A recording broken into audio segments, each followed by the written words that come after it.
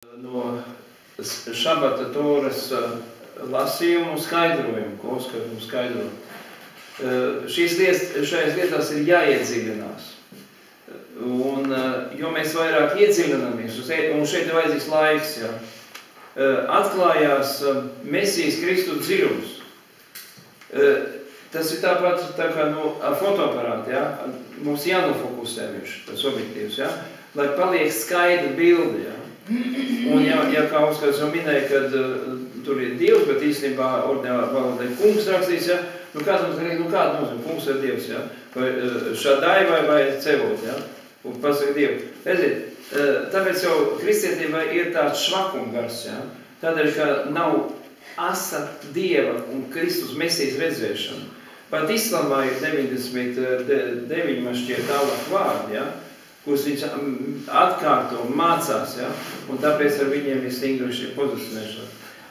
Vairāk mācīties vajag vienmēr, un sestdienā šabatā pie Oskara notiek šīs mācības izvērstāk, ja. Šodien mēs uzklausījām nedaudz. Es gribētu nolasīt no Salmāna pamācībām un vēl no citas raksturvietas, ja, no Jesaja. Salmāna pamācībās 8. nodaļā, 9. nodaļā, runā, kas runā? Muļķīgi runā. Jā, tā esmu daudz gudrīgi. 9. nodaļā, jā. 16. pāns. Jā. Kas ir neprātīgs, lai nāk šurp un īstam neiegam, tā muļķība saka. Zakts ūdens ir salds, un slepenība ēsta maizi garšo lieliski. Bet viņš nezina, ka tur mājo mirušie, un viņu viesi tumšajā bedrē. Jā, šis jautājums ir aktuāls arī īpaši mums vēl postpadomu laika cilvēkiem, kad padomu laikā nebija tāda zakšana, tad bija paņemšana, ja, bet vienalga, ja tas bauza likums tika pārkāps, ja, un tā muļķība noveida pie tā, ka notiek kraks cilvēku personīgā dzīvē, ja, un notiek kraks arī visā lielā padomu impērijā, jo tā ilgi nevar dzīvot. Un pravietis Jesaja 55. nodaļā, vai Dievs vai pravieti, viņš saka tā, visi izsalkušie nāciet pie ūdens. Un kam nav naudas, nāciet, pērciet un ēdiet. Tātad visi salkušie nāciet pie ūdens, kam nav naudas, pērciet un ēdiet. Nāciet, pērciet maizi bez maksas par velti. Arī vīnu un pienu. Ir kā pretruna, ja? Kam nav naudas, pērciet. Ja? Bet par ko es nopirkšu? Man kāpēc tā nav neviens metāla, papīra vai metāla nominācija. Par ko es nopirkšu? Un šeit ir norādījums uz to, ka nekas šajā pasaulē nenāk tā pavēlt. Ja? Tev vienmēr ir jāinvestē kaut kas iekšā, lai saņemt. Ja? Ja. Tev vienmēr ir jānes upuris. Faktiski tas ir norādījums uz upuri, uz Kristus upuri, kurš upurē sevi, lai izpirkt visu pasaules cilvēku grēkus. Ja? Tas ir lielākais upuris, ko var izdarīt. Ja kāds ar savu dzīvi vado par saviem draugiem, viņš mums nodod par draugiem, tas nozīmē, ka šis upuris nes vēlāk šo rezultātu. Ka tu vari ēst jau šodien, un vēlāk mēs arī baudīsim dzīvības maizi šajā vakarēdienā. Ja? Jo viņš saka, tēvi, ēd manu tuksnesī, bet maizi, ko es jums dod, ir dzīvības maizi. Kas to ēd, tas nemirst. Ja? Tātad, kas paklaus muļķībai, nerunāsim vēlnam un tā tālāk, ja muļķībai vienkārši, ja? Ko vēlns ir izstrādāt pamatīgi, ja? Tam zakts ūdens liekas salds, ja? Nenopelnīts ūdens. Ja? Un slepeni vēst maize, ko es pats sapēc ar citu nedalos, ja? Ko garšīgi. Ja? Tātad upuris nav klātam, ja? Ja? Un tieši šodien arī mēs šajā sakarā runājam saistībā ar upurēšanu, ar ziedošanu, ar 10. tiesas došanu. Ja? Tas ir saistīts ar cilvēku adeni. Ja? Ja tu dod, tad tu salīdzinies ar to, kurš tev dod. Jo šeit nav kaut kāda izspiešana programma, ka tagad es norunāju vārdu, lai jūs te sakomprotētu smadzenes, jo jūs dosit, ja? Ja tā citreiz vai no rekā viņi tur aptumšo tos cilvēkus un tad savās nav. Nē, es jūs orientēju uz devēju. Jo tu esi devējs aiz viņa, aiz radītāja. Jo viņš no sevis dod ārā, no savas pilnības nepilnīgo pasaules dod. Lai mēs šeit varētu būt, iziet cauri dažādiem dzīves pārbaudījumiem un nonāk pie pareizās atziņas. Un vairs nepaklausīt muļķībai, bet gudrībai un meklēšanu gudrību. Kas ir, ja šo mesiju kā augstākā gudrība, tas ir Dieva bība, ir augstākā gudrība. Un upuris ir augstākā gudrība. Un tādēļ šodien to, ko mēs dosim, ko iznesīs ārā ziedojumu kastī, mēs nesiesim ar šo izpratni, ja? Jo mēs dzīvojam laikā, kurā ir liels hauss. Ja tu paskaties, ko šodien rāda televīzija internetā, kas notiek tur Rietumē Eiropā vairāk, ja? Kur šie bēgļi nāk iekšā, simtiem, tūkstošiem, ja? Un nevar viņus apturēt. Un vienlaicīgi viņi nāk vēl un vēl. Un mums ir jāredz šis laikmets. Uz ko tas virzās? Kā mums jārēģē uz šo izaicinājumu? Vai pieņemt, uzņemt, žogus būvēt, vai redzēt nevis savu muļķību, bet savu gudrību? Kur ir tie īstie cēloņi? Visam tam, ko mēs arī piedzīvosim Latvijā, kad ir sanāks pietiekami daudz.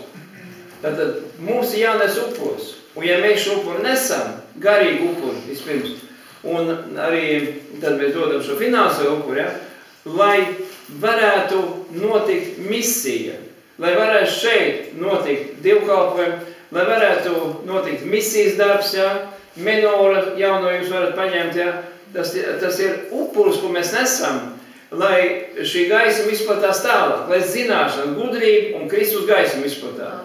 Un kā man saka cilvēki, kuri draudzēs arī dzird kā mācītāji, runā un kur arī līdz mācītājiem aiziet mūsu žurnāls Menora, kā viņu sprediķi mainās.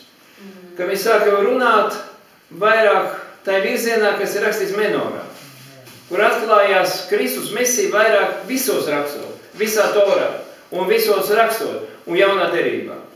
Redziet, cik svarīgi ir izglītot, ja? Lai mēs redzam skaidrāk un skaidrāk. Un ja mēs skaidri redzēsim, tad mēs zināsim visu problēmu cēloņus. Un šī problēma cēlonis, tas ir grēks, kurā vēd pretinieks iekšā cilvēku aptumšodams.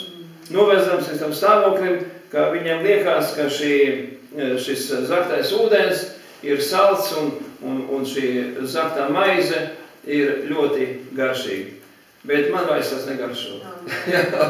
Es gribu nopelnīt to savu upuri, ko es nesu, ko jūs nesat, arī atnākdam uz dievkalpojumu, piedalīdamies, aizlūgdam par cilvēkiem, pienestam Dievu priekšā, savus tuvinieks, protams, vispirms, jā, un tad arī situācijas, kas šodien ir pasaulē, Eiropā, kas notiek tuvos austrumos.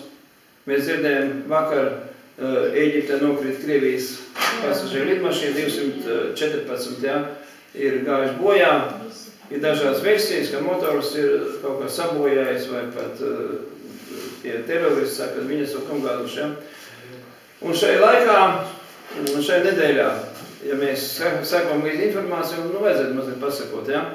Šajā nedēļā Maskavā, Krievijā viesojās pasaulē pazīstams evaņģēlists Franklijs Grehems. Ja?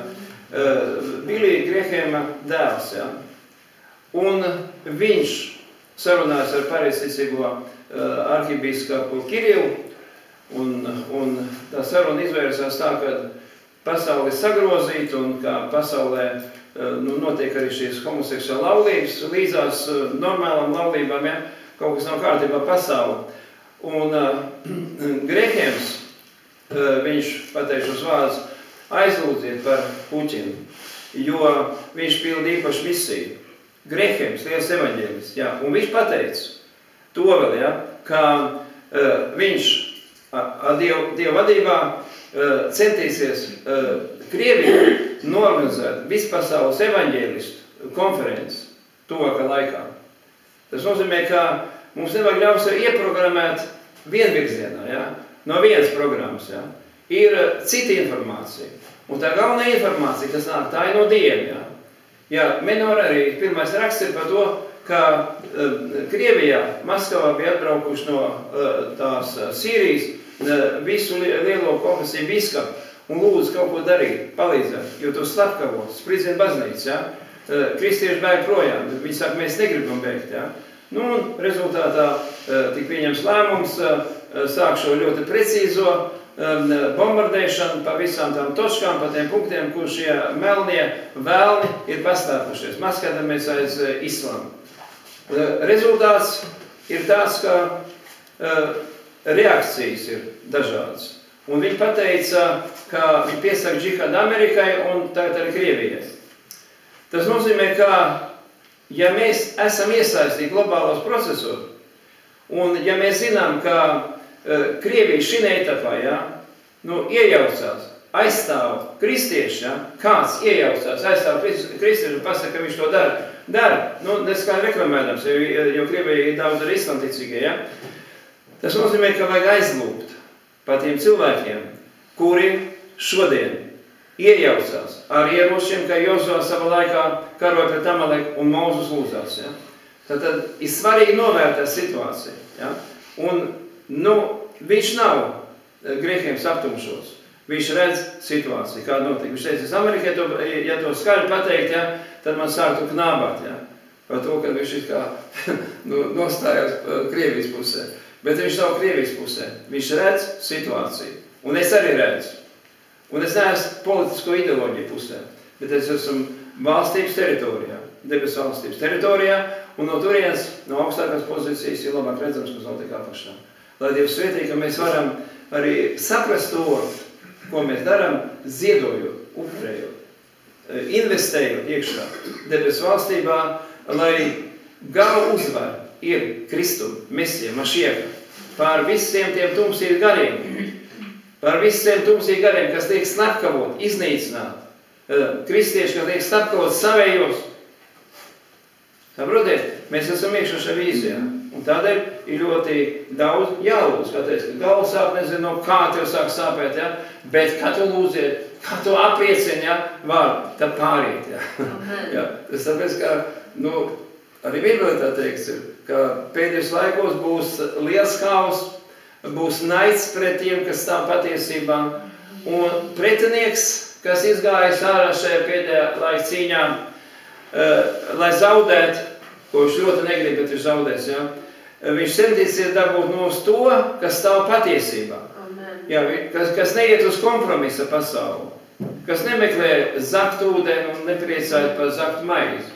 Viņš priecāsies par to, ko tas kungs dod, ka mēs paši varam būt, kā viņam derīgs nams, ja, kurā viņš ar māju. Lai Dievs svētī, ka mēs ar tādu izpratni varam pienest uz upura altāru ziedojumu. Melnai kastītē ir misijai, un tas vidēji tā lielākā tā ir draugu darbā. Piecelsimies un palūksim, ja, ir šo vārdā.